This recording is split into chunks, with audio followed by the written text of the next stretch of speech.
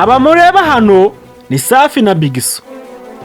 Safi ni uwo nguwo wambaye umupira w'umukara, Bigiso ni uwo wambaye ikote ry'ikoboyi. Ariko se Safi ni ngombwa mumubwirera? Oya, reka mbabwire kuri Bigiso.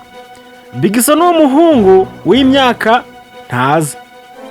Akunda kuryoshya, akunda gufata amafoto, kwambara neza, ariko muba munamubona ahora afite amafaranga menshi, akunda kuguriza abantu.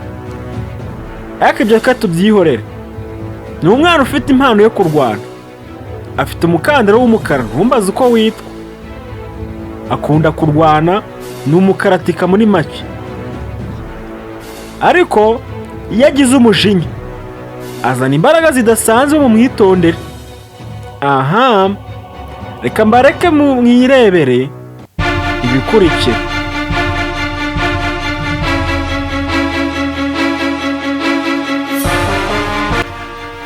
ntabwo ari ibintu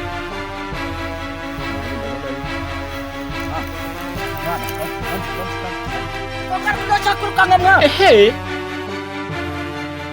kigoryi Debi wanyishyuye ako tuzanza kuba mwishyura wanyishyuye Debi ndakwica wanyishyuye uzakareka kunshyira pressure ko amafaranga yonzayo nyakwicumba umuziyasa cyagiye nyaguha ibyo da pressure dari birimo unyishyuza nk'inkubaho nuri gatumwe wese ko wambura nk'umurabyo nkori tuzashanza kwishyura udufaranga twegenda umwana w'umunyarwanda k'umunsi ku ndege Yesu urahanda umwana w'umunyamerika utuye mu murwa w'u Rwanda uracyahora akana gasoro kagera k'abanyamerika niba ufite amakakanya menshi yakira kino kirombe aba ari ikibujyanye umwana iki kirombe cyawe wajyaho ni icy'umusazi sha ubwo nubwo utangiye no kumukohereza rero cyane n'iki